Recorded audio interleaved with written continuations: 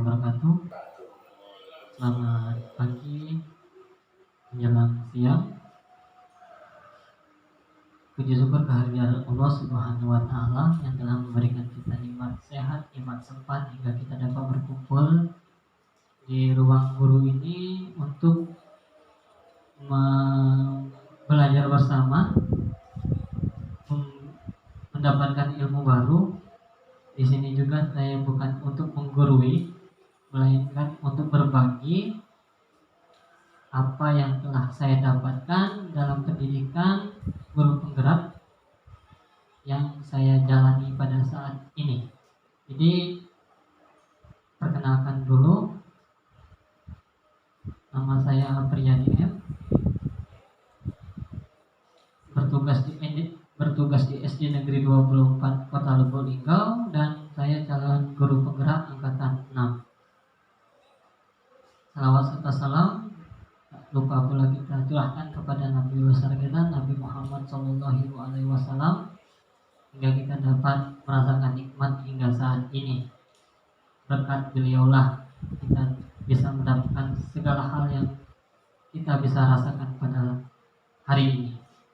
Lalu saya terima kasih juga kepada Bapak Ibu Guru yang telah menyempatkan untuk mendengarkan materi yang saya ingin sampaikan. Kepada para sekolah juga sudah memfasilitasi saya ucapkan terima kasih, karena berkat Bapak Ibu Guru kepala sekolah tanpa, karena dengan kerjasama Bapak Ibu Guru dan atas fasilitas kepala sekolah, saya bisa melaksanakan penyampaian materi tentang pengimbasan budaya positif.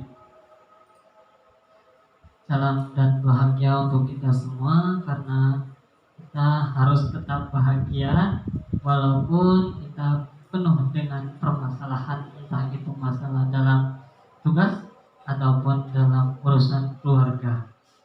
Lalu selanjutnya langsung kepada intinya, apakah makna budaya positif dan apa contoh penerapan positif yang telah kita terapkan. Mungkin secara tidak langsung banyak hal yang pernah kita lakukan, kegiatan positif atau budaya positif terhadap peserta didik atau siswa kita. Namun di sini ada langkah-langkah yang mungkin bisa kita terapkan untuk lebih baik lagi ke depan untuk siswa kita atau peserta didik kita, supaya mendapatkan keyakinan dan supaya kita bisa melaksanakan budaya positif.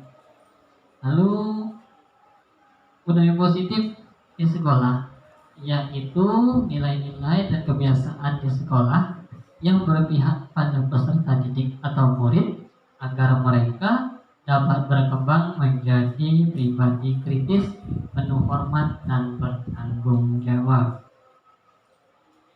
Lalu terdapat perubahan paradigma nantinya. Lalu dalam filosofi pendidikan Ki Hajar Dewantara itu terdapat bukan tabula rasa, lalu semua anak itu terlahir dengan bakatnya masing-masing atau unik. Bukan tabula rasa di sini karena anak atau peserta didik kita terlahir istilahnya itu belum memiliki apa-apa, belum memiliki ilmu, belum memiliki pengetahuan, atau bisa dikatakan kosong. Jadi ini menurut filosofi pendidikan Ki Hajar Dewantara. Lalu selanjutnya memiliki budi pekerti. Lalu tugas guru untuk menuntun bakat tersebut agar anak tumbuh dengan selamat dan bahagia. Nah, guru itu diibaratkan sebagai petani, lalu anak diibaratkan sebagai biji jagung. Menurut Ki Hajar Dewantara juga, kita sebagai guru harus mengikuti kodrat alam dan kodrat zaman.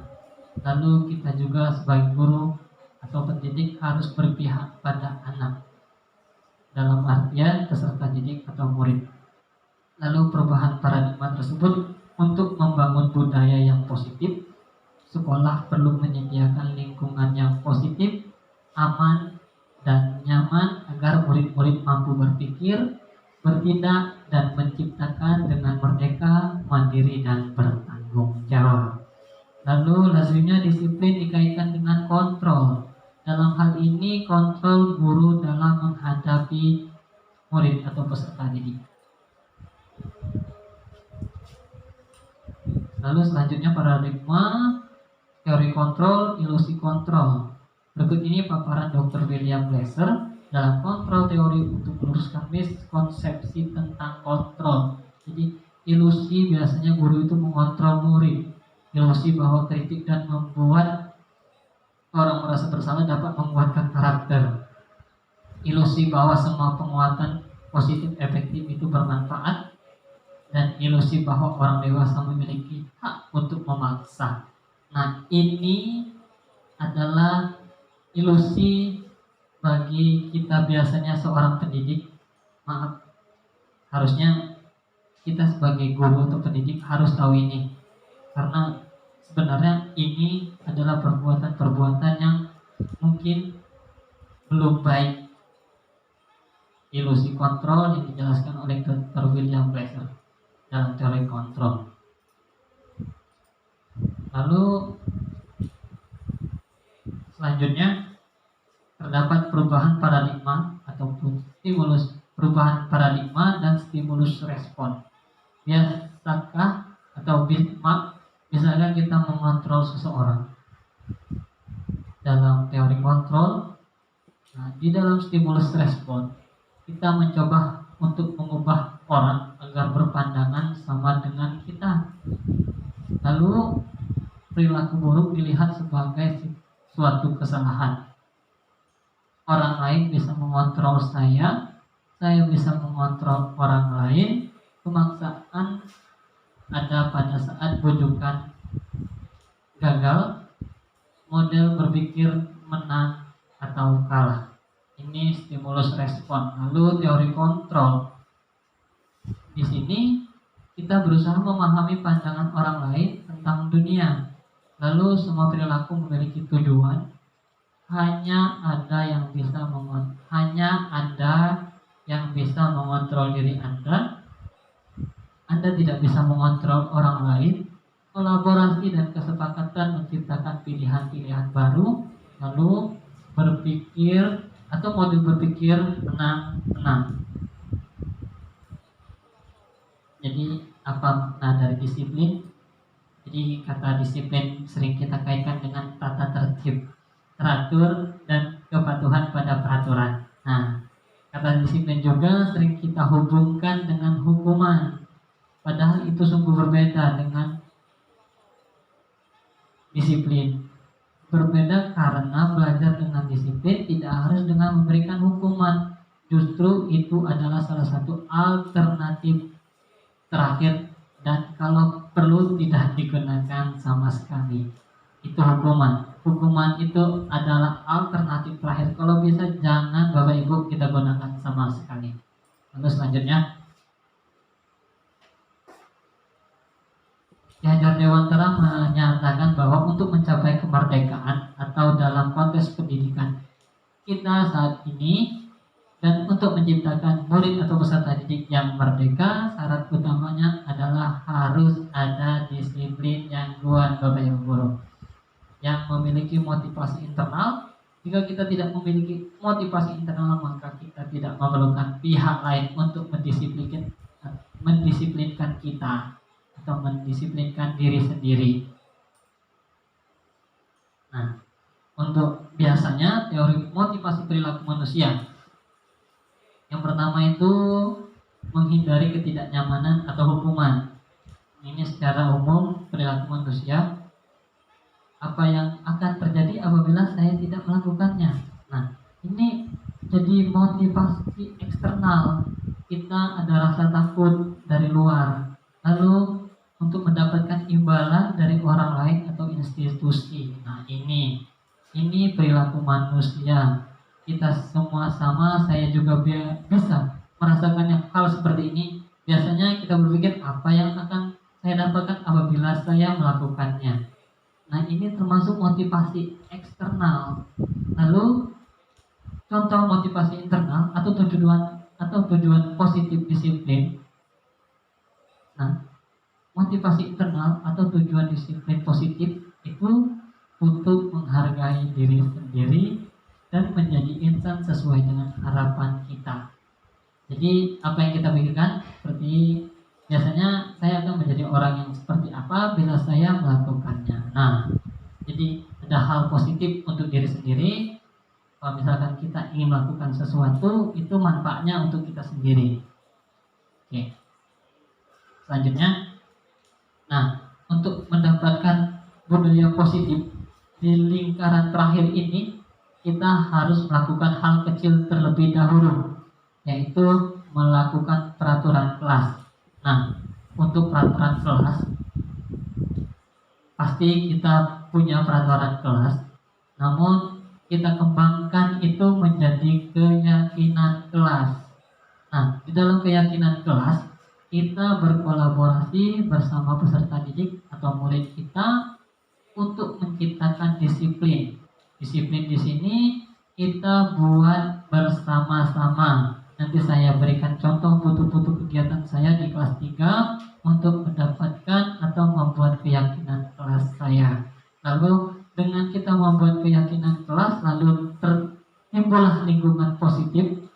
Nah, ini kerjasama kolaborasi antara para guru, bapak ibu guru atau rekan sejawat bekerja sama di kelas-kelas masing-masing, membuat keyakinan kelas, lalu bisa dijalankan dengan baik, timbullah lingkungan positif. Lalu kalau sudah lingkungan positif ini berjalan, barulah di sekolah kita bisa dikatakan memiliki budaya positif. Oke. Nah, Bapak akan membagikan sticky note untuk kalian. Kita akan membuat keyakinan kelas dulu. Menurut kalian disiplin apa yang harus diterapkan di kelas kita ini supaya kelas kita ini berjalan dengan baik dan mewujudkan budaya positif yang baik untuk sekolah kita. Buat ini boleh lebih dari satu. Boleh lebih dari satu.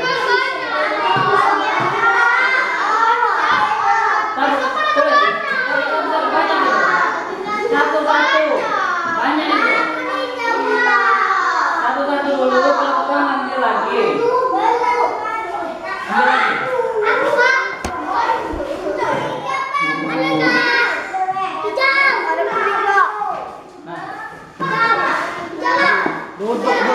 Duduk. Oke, kalian ambil apa? Satu lagi dibagi.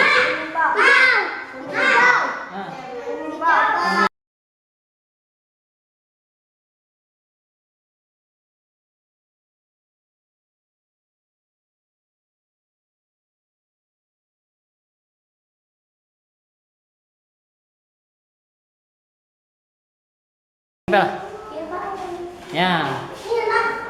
Bagus. Langsung turun. Gantian. Ya, langsung duduk di kursi masing-masing lagi. Sip. Sip. Langsung duduk. Jangan meloncat anakku. Sip. Wih, sepatu. Oke. Kembali ke kursi masing-masing. Ada yang belum? Tuh, tempel. Ayo lambat-lambat. Berapa kok? Satu. Oke, sip. Nah, kalian sudah menuliskan keyakinan kelas yang kalian buat sendiri untuk kelas kita ini. Disiplin yang kalian buat sudah kalian tempel. Nanti kita akan ringkas. Nanti kita buatkan satu persatu, kita simpulkan, kita jadikan keyakinan kelas untuk kelas kita. Oke? Nah, Bapak bacakan dulu salah satunya ini. Nah, selalu menjaga kebersihan kelas dan halaman sekolah agar tetap bersih dan nyaman. Siapa yang menuliskan itu tadi? Intan. Oke, kita ambil itu salah satunya.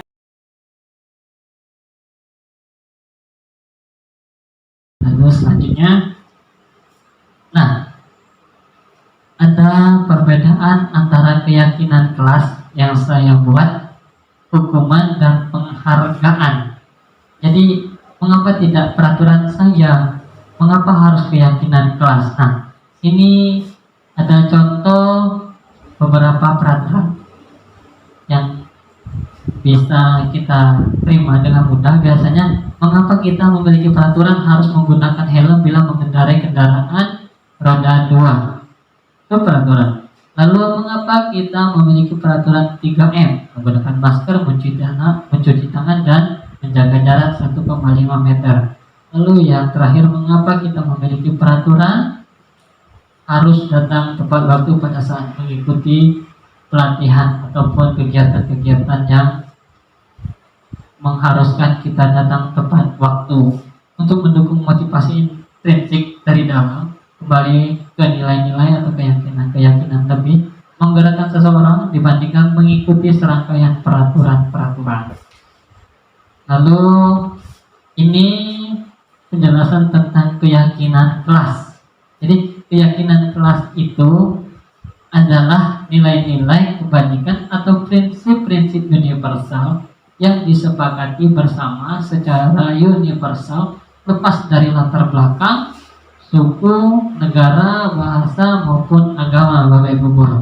Lalu menurut dosen, suatu keyakinan akan lebih memotivasi seorang dalam intrinsik dari dalam diri sendiri.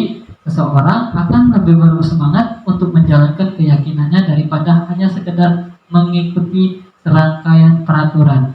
Biasanya kita sendiri, saya pribadi, banyak orang yang namanya peraturan itu biasanya kita langgar. Mengapa ada peraturan? Karena harus dilanggar. Itu contohnya. Itu anekdot saja. Lalu pembentukan keyakinan kelas. Biasanya keyakinan kelas itu bersifat abstrak dari peraturan yang lebih rinci dan konkret. Keyakinan kelas berupa pernyataan-pernyataan yang universal. Pernyataan keyakinan kelas senantiasa dibuat dalam bentuk positif. Lalu keyakinan kelas hendaknya tidak terlalu banyak sehingga mudah diingat dan dipahami. Lalu semua warga kelas yang ada dalam kelas, yaitu siswa atau peserta didik kita, sebaiknya ikut berkontribusi dalam membuat kegiatan kelas lewat curahan pendapat. Jadi, lalu yang terakhir, bersedia meninjau kembali keyakinan kelas dari waktu ke waktu. Jadi, dalam keyakinan kelas, pembuatan atau pembentukan keyakinan kelas, poin-poinnya seperti ini. Jadi, keyakinan kelas itu bersifat abstrak, berupa pernyataan-pernyataan yang universal, senantiasa dibuat dalam bentuk positif, hendaknya tidak terlalu banyak sehingga mudah diingat.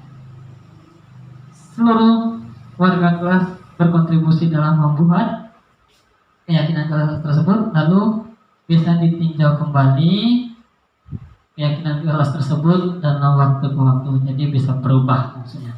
Jadi contoh keyakinan kelas dan peraturan di sini ada terlihat. Nah, biasanya kalau peraturan itu selalu mengembalikan buku ke tempatnya. Ini kembali ke penjelasan tadi dalam pembentukan keyakinan kelas. Cukup singkat saja, dijadikan tanggung jawab secara universal. Bukan hanya buku yang dikembalikan, melainkan misalkan pena, spidol yang ada di kelas, siswa misalkan ingin memakainya, dikembalikan lagi ke tempatnya. Buku ataupun alat-alat tulis kita yang mereka pakai bisa dikembalikan ke tempatnya lagi. Cukup menggunakan kata tanggung jawab dalam keyakinan kelas. Lalu dilarang mengganggu orang lain. Di dalam keyakinan kelas dirubah menjadi menghormati orang lain dan diri sendiri. Jadi kembali lagi, keyakinan kelas itu bermanfaat untuk orang banyak dan diri sendiri.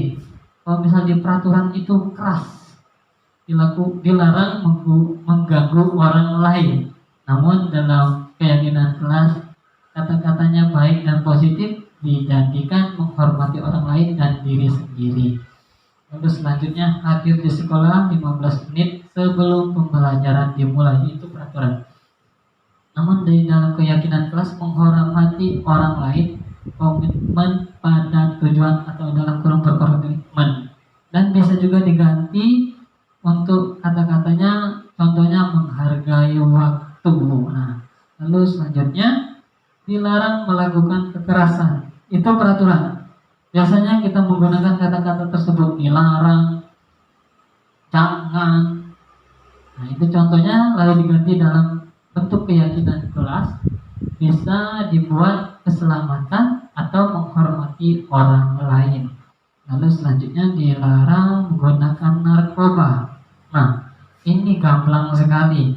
Kata narkoba ini termasuk kata-kata yang negatif, termasuk yang takut, yang apa dipikirkan oleh siswa itu menjadi tidak baik. Bisa diganti dengan keyakinan kelas dengan kata kesehatan. Jadi cukup secara universal mereka dapat berpikir dan tidak ada paksaan atau kekangan dalam kata-kata tersebut. Lalu selanjutnya, bergantian atau menunggu giliran. Dalam peraturan kata-katanya tersebut seperti itu. Lalu di dalam keyakinan kelas bisa kita ganti dengan menghormati orang lain atau kesabaran. Lalu yang selanjutnya, gunakan masker. Nah, pada masa COVID seperti ini, walaupun kita sudah melewati masa-masa pandemi, pasca pandemi, namun kita tetap menggunakan masker di tempat-tempat yang harusnya kita gunakan masker. Lalu bisa kita ganti dengan kata-kata keyakinan kelas, kesehatan dan atau keselamatan. Lalu yang terakhir, jangan berlari di kelas atau koridor. Bisa kita ganti dengan keselamatan dan keamanan ataupun ketertiban, contoh lainnya. Baik. Nah, dihukum oleh penghargaan. Di sini ada beberapa poin. Dihukum oleh penghargaan karena pengaruhnya jangka pendek dan jangka panjang.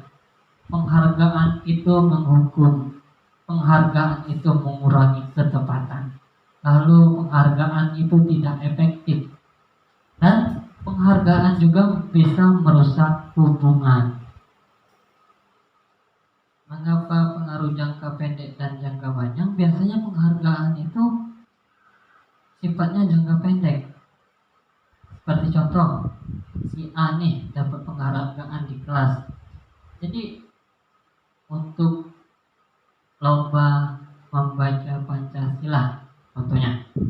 Nah, sesudah dia mendapatkan hadiah, kalau misalkan nanti ada penghargaan baru dengan pemenang yang baru yang memiliki intonasi atau pengucapan Pancasila yang lebih baik, yang sebelumnya tadi si A tadi mungkin tidak dihargai lagi.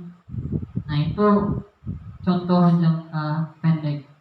Dan jangka panjang, ya mungkin dikenang selamanya, namun biasanya untuk peserta didik atau murid kita jadi sombong dan angkuh kalau misalkan dia mendapatkan pengaruh dari penghargaan tersebut, dan siswa lain memandang negatif hal tersebut biasanya.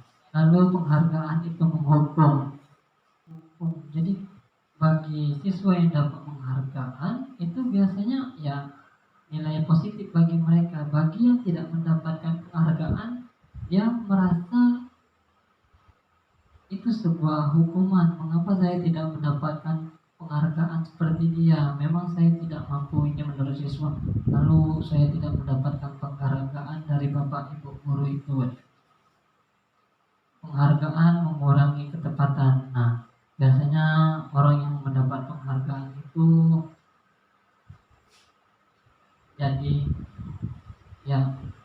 sudah mempunyai semangat awalnya, sudah mendapatkan penghargaan ataupun hal-hal positif dari guru, namun sesudah mereka mendapat penghargaan, jadi mereka tuh merasa, oh saya sudah mendapatkan penghargaan, jadi untuk melakukan hal-hal yang baru mereka menjadi kurang cepat atau itu bisa mengurangi ketepatan mereka. Lalu penghargaan itu tidak efektif. Sebenarnya penghargaan itu baik, namun tidak efektif untuk segala hal. Jadi membuat siswa kita itu berharap untuk mendapatkan penghargaan di setiap mereka apa yang dilakukan. Lalu penghargaan juga merusak hubungan.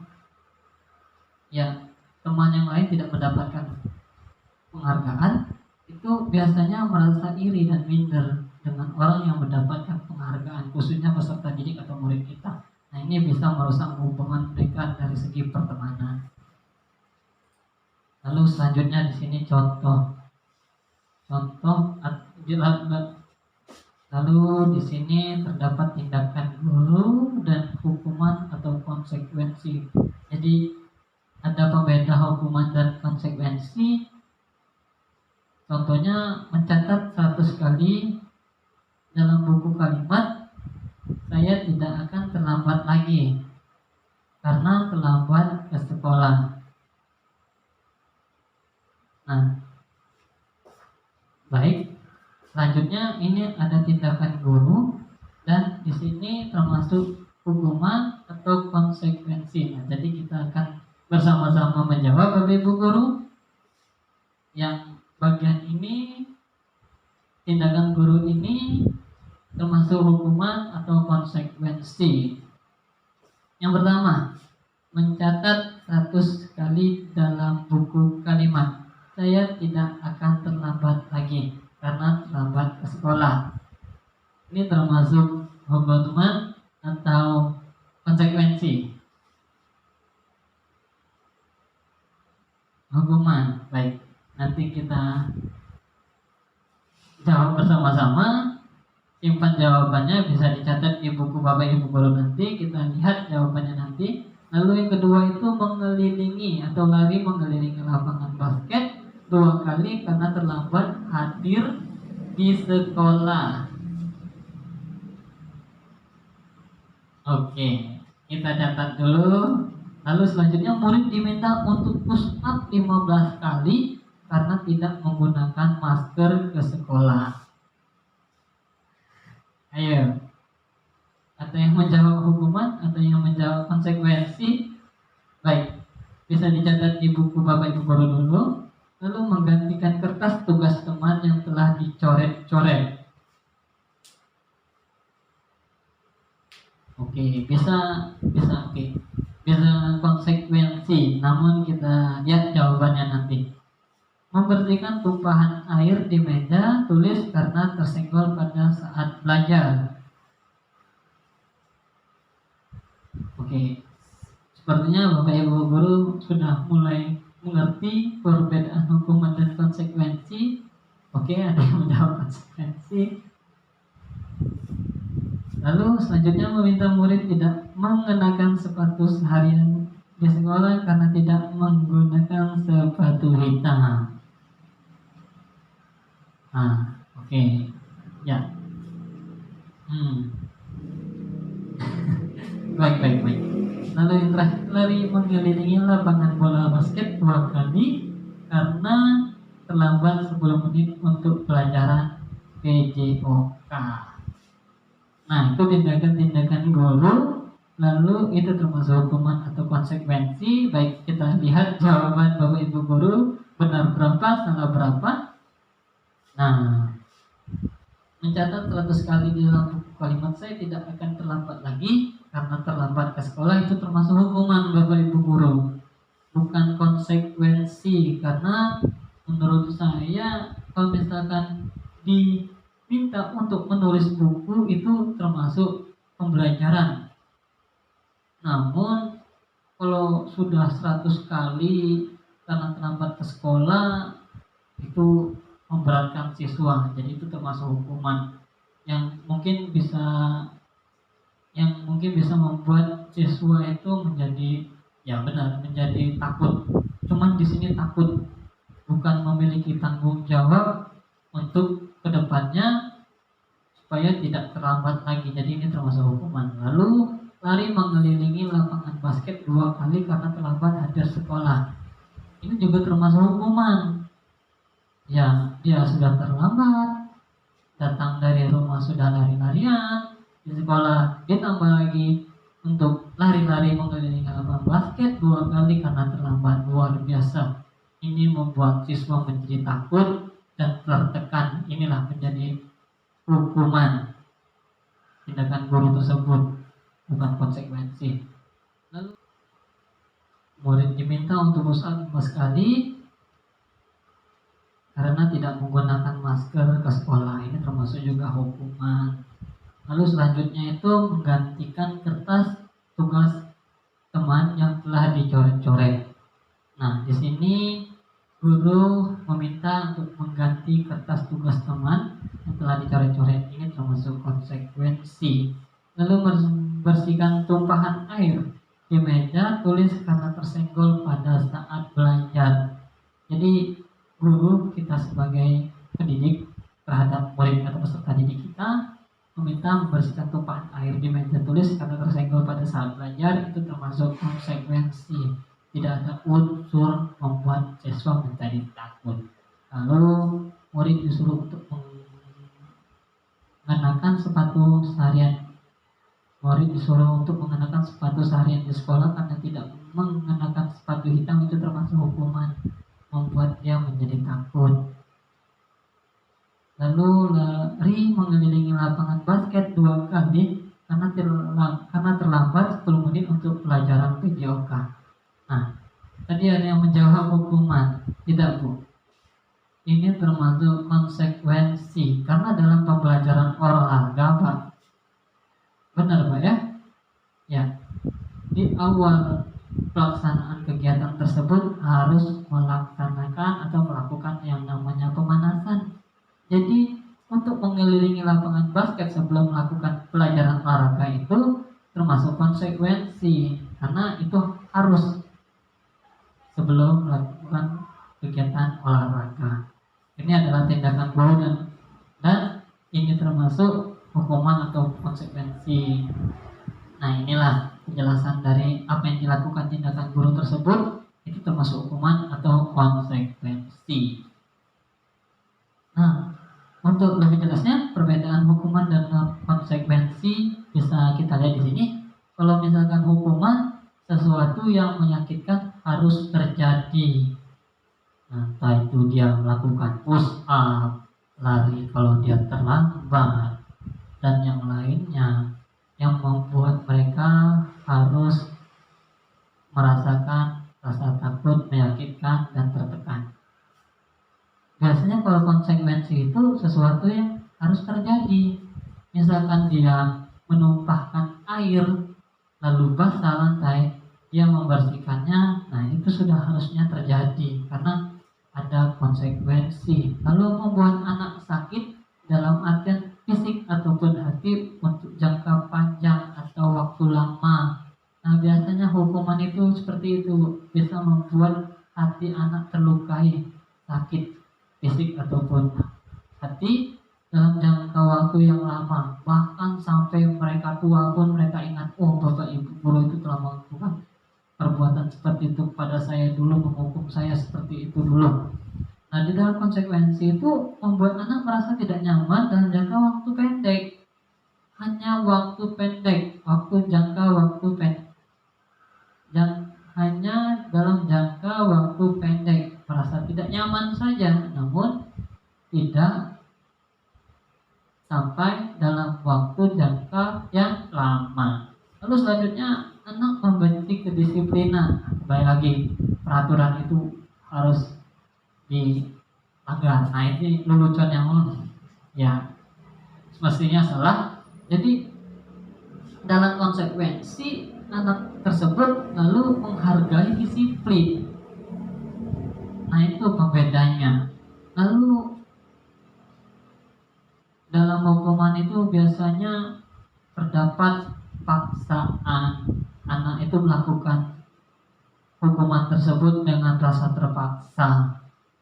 Selanjutnya, kalau di dalam konsekuensi itu terdapat stimulus dan tanggapan. Lalu selanjutnya, mendorong anak menyakiti diri sendiri itu termasuk hukuman. Lalu kalau di dalam konsekuensi, mendorong anak agar mudah menyesuaikan diri. Jadi mereka tuh kalau misalkan ada sesuatu hal, mereka tuh lebih hati-hati seperti itu kalau dalam konsekuensi. Lalu selanjutnya konsep diri yang buruk. Jadi membuat konsep diri anak peserta didik atau murid kita itu menjadi buruk. Kalau dalam konsekuensi, konsep dirinya menjadi baik. Karena di dalam konsekuensi itu membuat anak itu bertanggung jawab. Lalu selanjutnya anak belajar untuk menyembunyikan kesalahan. Nah inilah yang buruknya dari hukuman tersebut. Jadi misalkan anak itu membuat kesalahan, jadi mereka itu berusaha untuk menyembunyikan kesalahan yang mereka lakukan supaya guru atau bapak ibu guru itu tidak tahu dengan apa yang mereka lakukan.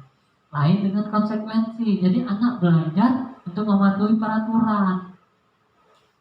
Lalu selanjutnya hukuman itu bisa membuat rasa marah, bersalah, dipermalukan, merasa tidak dihargai.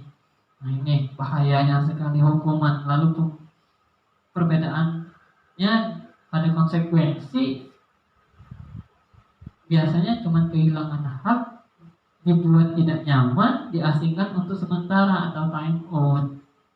Baik, ini didasari dari restitution Tiny Gossen dari The Five Position of Control melalui Yayasan Pendidikan Luhur tahun 2005. Baik, selanjutnya ini kebutuhan dasar manusia. Nah, bukan hanya peserta didik, kita juga sebagai guru, ini adalah kebutuhan dasar manusia. Pastinya kita butuh cinta kasih atau diterima, penguasaan, kesenangan, dan kebebasan. Ini adalah beberapa kebutuhan dasar manusia. Di sini ada contoh Ibu Ani, guru kelas 5 di SD Pelita Hati sedang bingung menghadapi ulas salah satu muridnya di kelas yang bernama Agus. Beberapa anak telah datang dan mengeluh Agus seringkali meminta bekal makan siang mereka dengan paksa. Jika Anda menghadapi situasi seperti ini atau Ibu Ani, apa yang Anda lakukan? Menurut Anda kira-kira apa alasan Agus melakukan hal tersebut? Baik, langsung penjelasan. Dalam konteks penerapan disiplin positif, Ibu Ani sebaiknya mencari tahu dulu alasan Agus melakukan tindakan tersebut agar mengetahui kebutuhan mana yang sedang berusaha dipenuhi oleh Agus dari dasar kebutuhan manusia tadi. Jadi apabila jawaban Agus karena ia lapar dan orang tuanya tidak membawakannya bekal makan, jadi kebutuhannya adalah bertahan hidup. Salah satunya tadi survival. Lalu bisa apabila jawaban Agus karena ia senang temannya jadi perhatian ia atau memperhatikan si Agusnya. Jadi salah satu kebutuhannya adalah cinta dan kasih sayang, kebutuhan untuk diterima. Jika apabila jawaban Agus adalah dia merasa hebat karena temannya jadi takut dan menuruti keinginannya, itu kebutuhan penguasaan atau pengakuan atas kemampuan dari si Agus tersebut. Lalu apabila jawaban Agus karena dia merasa bosan dengan bekal yang dibawakan orang tuanya atau ibunya karena selalu membawakan bekal yang sama, kebutuhannya adalah kebebasan atau kebutuhan akan pilihan. Apabila jawaban Agus adalah karena iseng saja dan dia menikmati ekspresi wajah temannya yang kesal karena bekal makanannya diambil, kebutuhan Agus tersebut adalah kesenangan. Nah, dari dasar kebutuhan manusia itu, permasalahan si Bu Ani bisa dijabarkan seperti ini.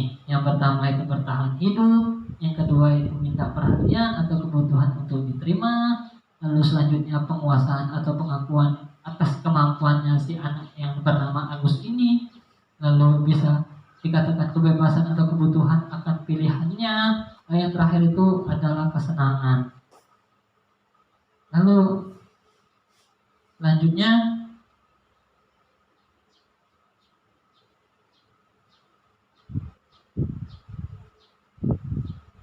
ada restitusi. Apa itu restitusi? Nah, di sini juga restitusi adalah proses menciptakan kondisi bagi murid untuk memperbaiki kesalahan mereka sehingga nah, ini selanjutnya itu apa itu restitusi? Nah, restitusi itu adalah proses menciptakan kondisi bagi murid untuk memperbaiki kesalahan mereka sehingga mereka bisa kembali pada kelompok mereka dengan karakter yang lebih kuat. Itu menurut dosen Bapak Ibu Guru. Lalu ada 9 ciri-ciri restitusi. Bukan untuk menebus kesalahan, namun untuk belajar dari kesalahan. Memperbaiki hubungan, tawaran bukan paksaan. Lalu restitusi menuntut untuk melihat ke dalam diri. Restitusi juga mencari kebutuhan dasar yang mendasari tindakan. Restitusi diri adalah cara yang paling baik untuk memperbaiki diri. Lalu restitusi fokus pada karakter bukan tindakan. Restitusi fokus pada solusi. Yang terakhir restitusi mengembalikan murid yang berbuat salah pada kelompoknya. Itu 9 ciri-ciri restitusi.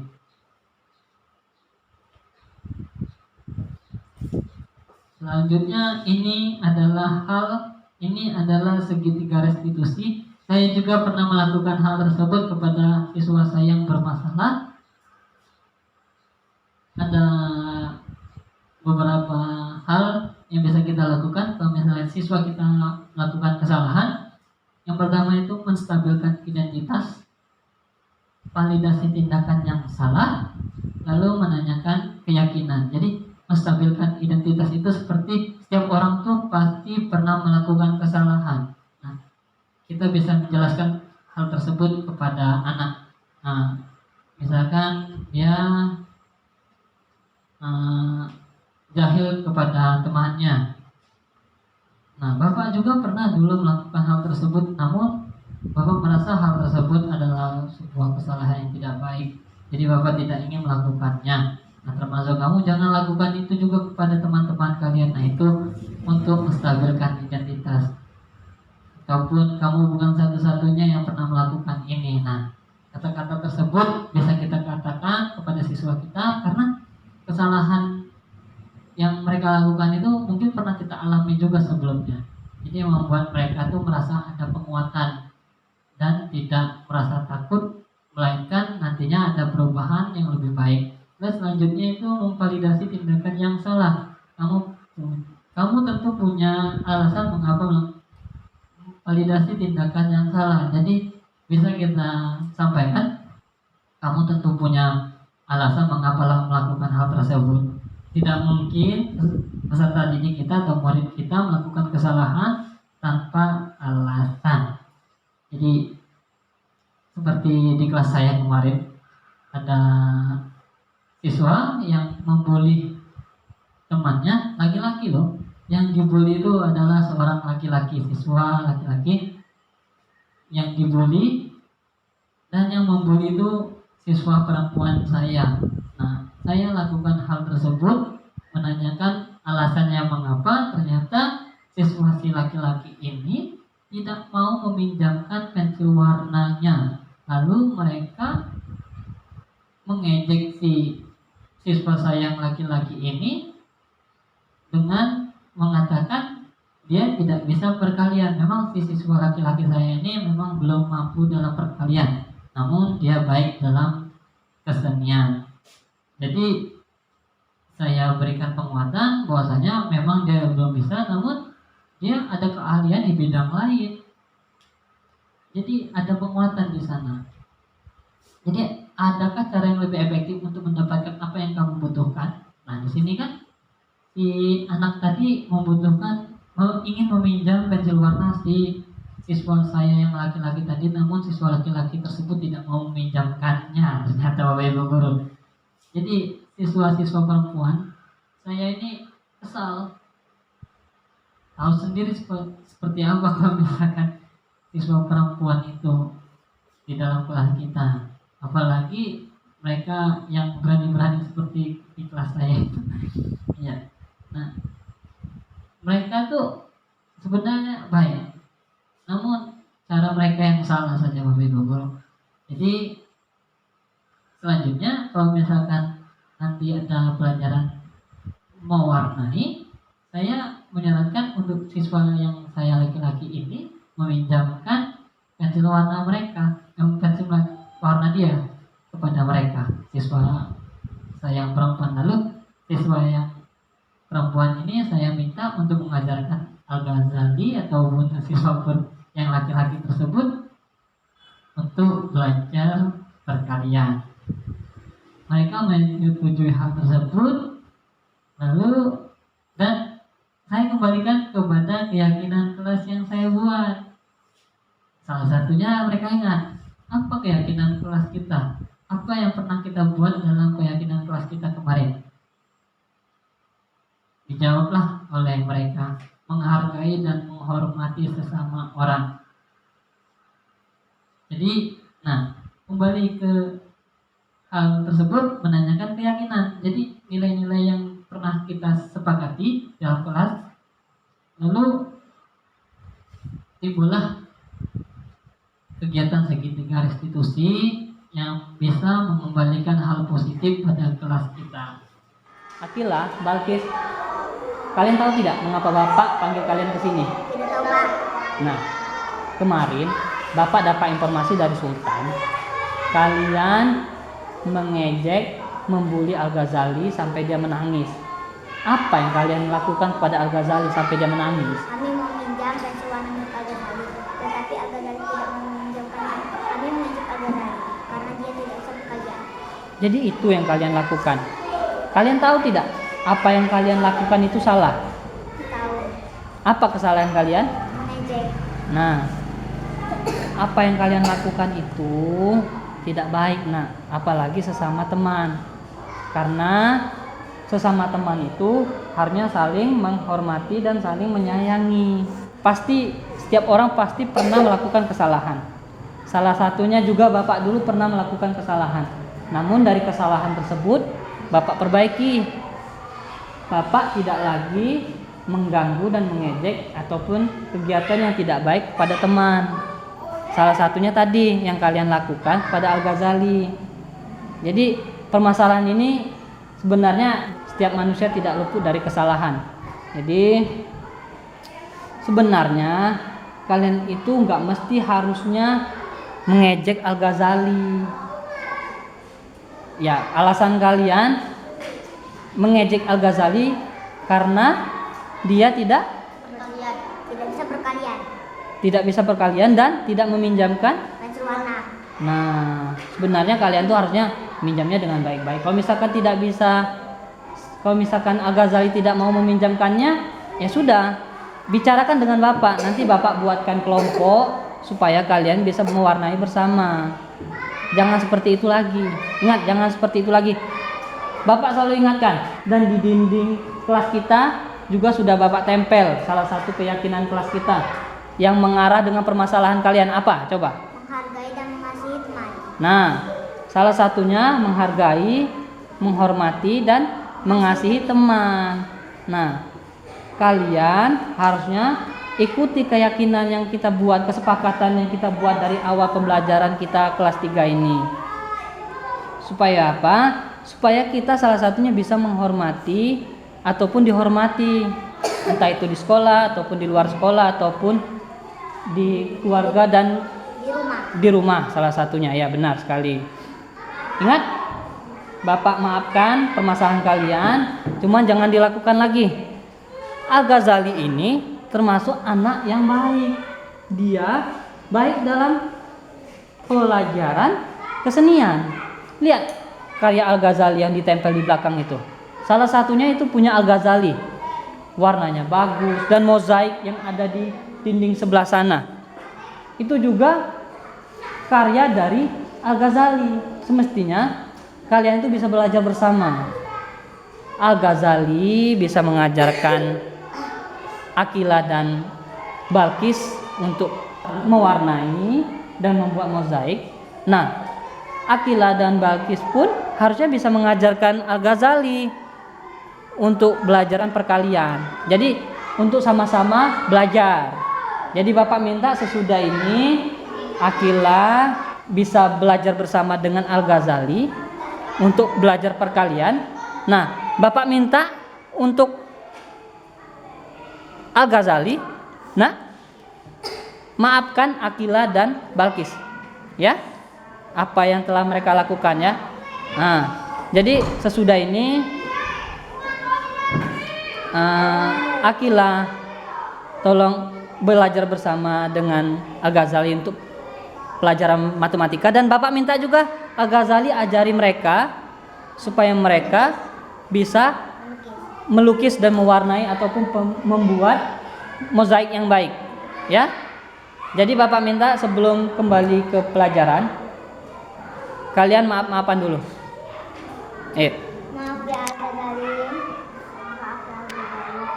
Baik, sebelum saya akhiri, ini ada beberapa hal pengalaman yang saya ringkas yang mesti saya sampaikan tentang apa yang sudah saya lakukan kepada kelas saya tentang pembelajaran budaya positif, diantaranya perubahan apa yang terjadi pada cara berpikir Anda dalam menciptakan budaya positif di kelas maupun sekolah Anda setelah mempelajari modul ini atau tentang budaya positif. Jadi setelah saya mempelajari modul ini atau tentang materi budaya positif, cara berpikir saya perlahan berubah, Bapak Ibu guru, bahwa sebagai guru kita harus mengidentifikasi kebutuhan dasar apa yang diinginkan oleh setiap murid. Selain itu juga posisi kontrol yang selama ini kita lakukan sebagai seorang guru dasarnya harus menuju pada posisi manajer. Hal ini agar mereka belajar dan murid yang merdeka dapat tercipta di sekolah. Karena kita dituntut supaya memerdekakan murid-murid kita. Lalu saya sudah memahami pemberian hukuman kepada anak kurang tepat, Bapak Ibu guru. Mungkin sesudah ini juga kita mengurangi kegiatan penghukuman. Tapi pendisiplinan kepada anak melalui pendekatan yang baik dan menghasilkan anak-anak yang mampu memahami dirinya dan dapat meningkatkan motivasi dalam mengikuti pelajaran sekolah. Lalu pengalaman seperti apa yang pernah Anda alami terkait penerapan konsep-konsep inti dalam modul budaya positif baik di lingkungan kelas maupun sekolah? Jadi pengalaman saya adalah mewujudkan harapan-harapan murid yang telah lama terpendam mengenai apa yang murid inginkan diterapkan di lingkungan sekolah.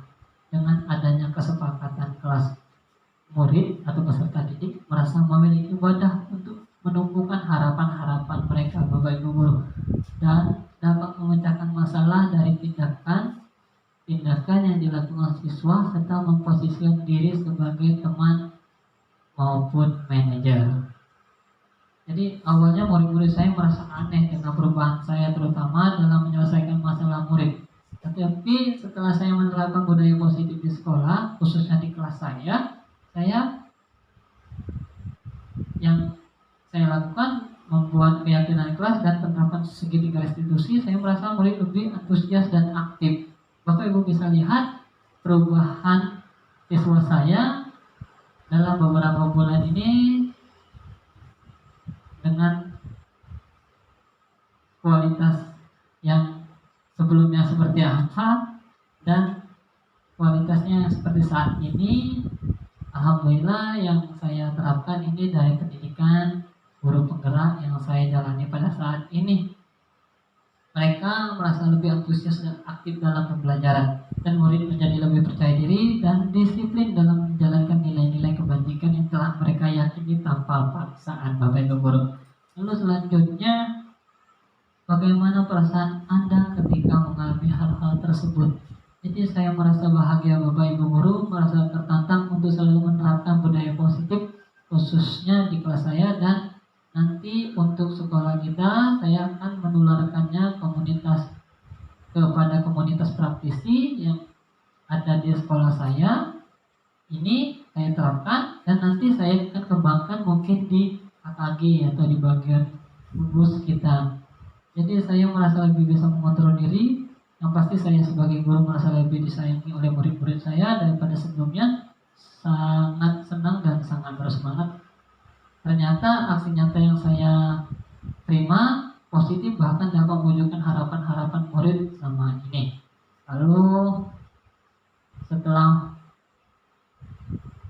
menerapkan konsep-konsep budaya positif dalam pembelajaran, hal yang sudah baik menurut saya adalah sudah mulai munculnya motivasi intrinsik atau dalam diri siswa tersebut untuk melaksanakan budaya positif sesuai dengan nilai-nilai kebajikan yang diyakini mereka yang sudah dibuat secara bersama-sama di kelas.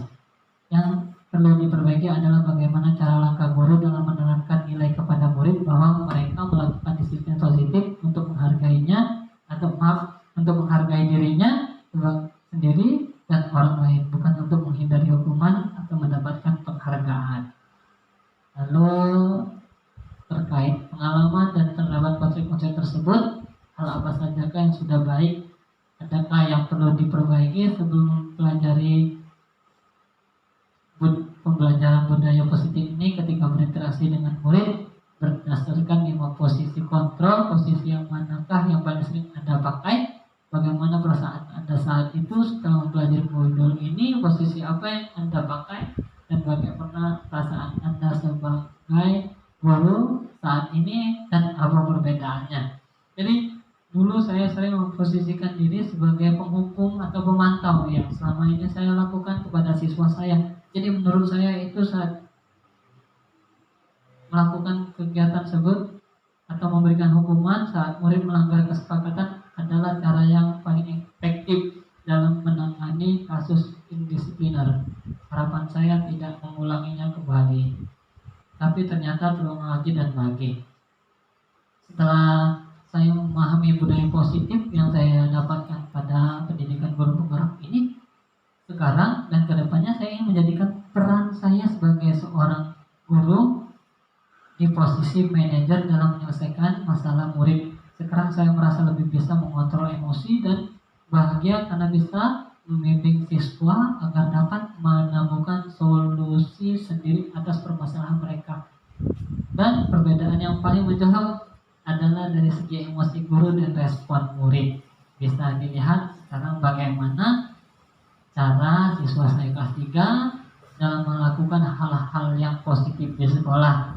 Dan banyak sekali apresiasi beberapa bulan ini kepada siswa-siswa saya. Itu hal yang penting menurut saya, karena salah satunya di kelas 3 sudah pernah melaksanakan, maksudnya pernah menjadi petugas upacara dan upacara berjalan dengan baik. Untuk kelas rendah, kelas 3 untuk menjadi seorang petugas upacara itu yang biasa kita lakukan bersama kelas 6 dan kelas 5, ini dilakukan oleh kelas 3 itu hal yang luar biasa menurut saya dan untuk sekolah juga mungkin. Lalu selanjutnya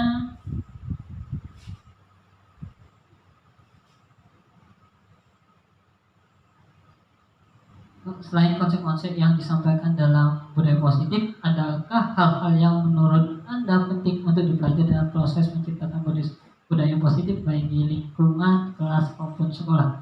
Lalu hal-hal yang penting untuk dipelajari dalam proses menciptakan budaya positif baik di lingkungan kelas maupun sekolah adalah bagaimana menciptakan kolaborasi kerjasama yang baik antara murid dan guru dengan sejawat, pemangku kepentingan dan orang tua sehingga budaya positif ini dapat berkelanjutan.